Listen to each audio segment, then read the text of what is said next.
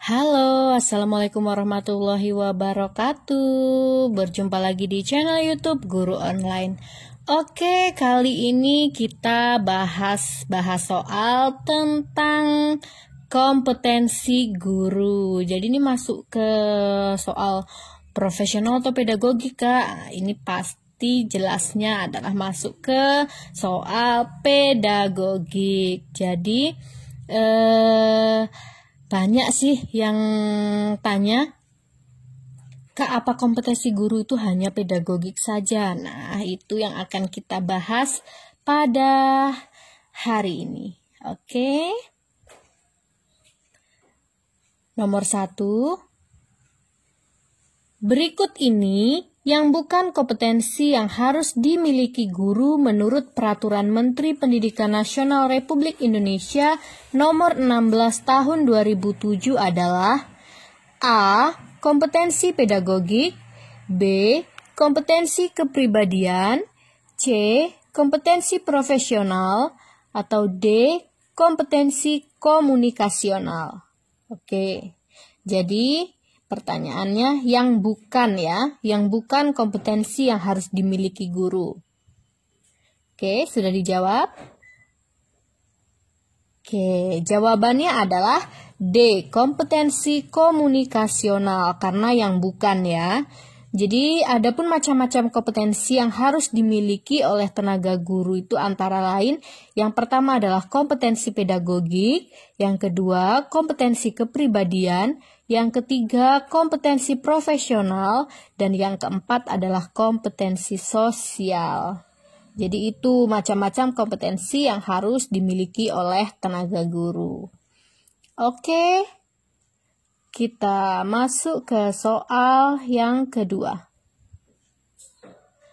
Kompetensi guru yang meliputi pemahaman guru terhadap peserta didik, perancangan dan pelaksanaan pembelajaran, evaluasi hasil belajar, dan pengembangan peserta didik untuk mengaktualisasikan berbagai potensi yang dimilikinya adalah konsep dari kompetensi A. Kompetensi pedagogik, B. Kompetensi kepribadian, C. Kompetensi profesional, atau D. Kompetensi sosial.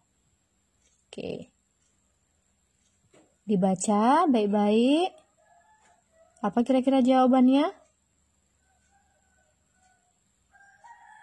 Oke, jawabannya adalah A. Kompetensi pedagogik. Jadi, kompetensi pedagogik ini apa saja sih? Yaitu pemahaman guru terhadap peserta didik, pemahaman guru terhadap perancangan dan pelaksanaan pembelajaran, pemahaman guru tentang evaluasi hasil belajar, dan pemahaman guru tentang pengembangan peserta didik untuk mengaktualisasikan berbagai potensi yang dimiliki peserta didik tersebut. Seperti itu ya penjelasan tentang kompetensi pedagogik. Oke.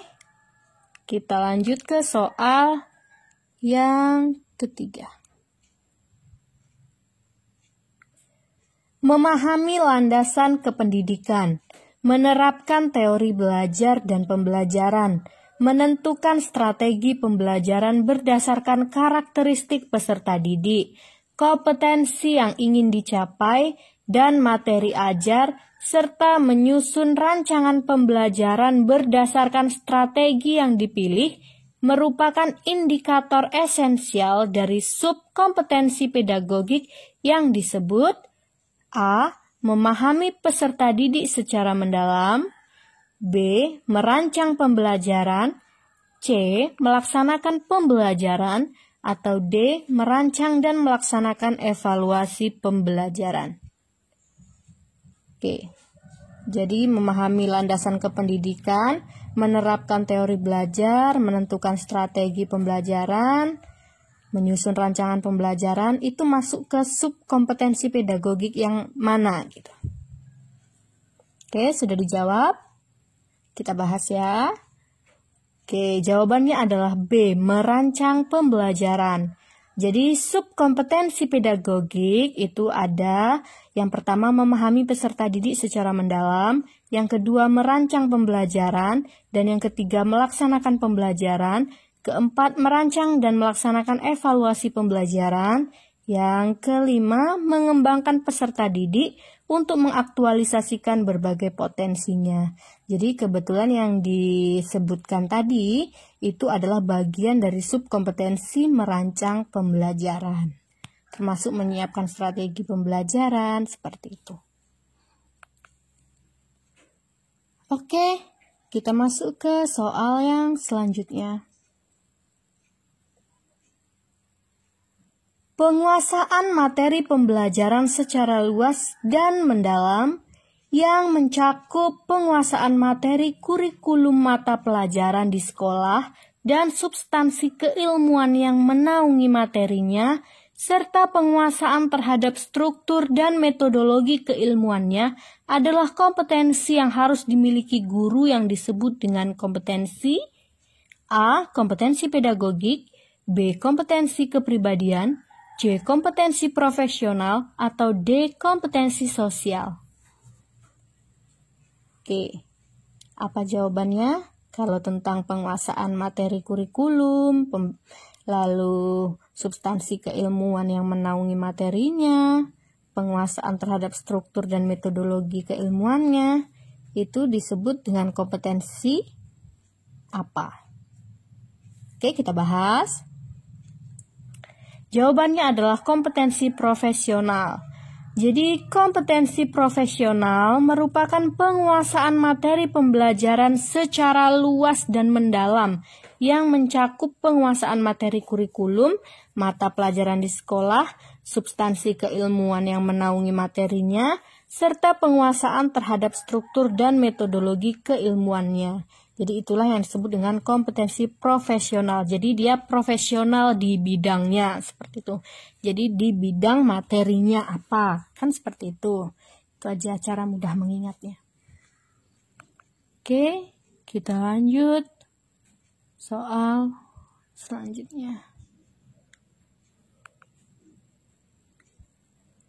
Kemampuan guru untuk berkomunikasi dan bergaul secara efektif dengan peserta didik, sesama pendidik, tenaga kependidikan, orang tua atau wali peserta didik, dan masyarakat sekitar disebut kompetensi A. Kompetensi pedagogik, B. Kompetensi kepribadian, C. Kompetensi profesional, atau D. Kompetensi sosial. Oke, diingat-ingat kompetensi apa kira-kira. Tadi yang sudah dibahas kan ada juga. Jadi tinggal pilih yang belum, kira-kira apa nih yang masuk jawabannya. Oke, sudah. Kita bahas, jawabannya adalah kompetensi sosial. Jadi yang berhubungan dengan masyarakat, berhubungan dengan tenaga kependidikan, tadi sesama pendidik maupun tenaga kependidikan, orang tua atau wali peserta didik. Jadi itu disebut sebagai kompetensi sosial. Jadi bagaimana sosial guru tersebut terhadap lingkungannya, seperti itu. Oke, baik, itu saja materi, bukan materi kalau yang ini ya, itu saja pembahasan soal tentang kompetensi guru. Jadi yang perlu diingat, kompetensi guru itu bukan hanya kompetensi pedagogik yang sering dipelajari, tetapi ada kompetensi kepribadian juga, ada kompetensi profesional juga, dan ada kompetensi sosial juga. Jadi ingat ya, bukan hanya kompetensi pedagogik. Oke, sekian saja materi tentang kompetensi guru. Semoga bermanfaat dan bisa dipelajari dengan mudah. Oke, sekian saja, dan yang belum subscribe silahkan subscribe channel YouTube ini supaya lebih berkembang dan supaya kami lebih bersemangat memberikan soal-soal serta membahasnya dalam bentuk video. Oke, wassalamualaikum warahmatullahi wabarakatuh.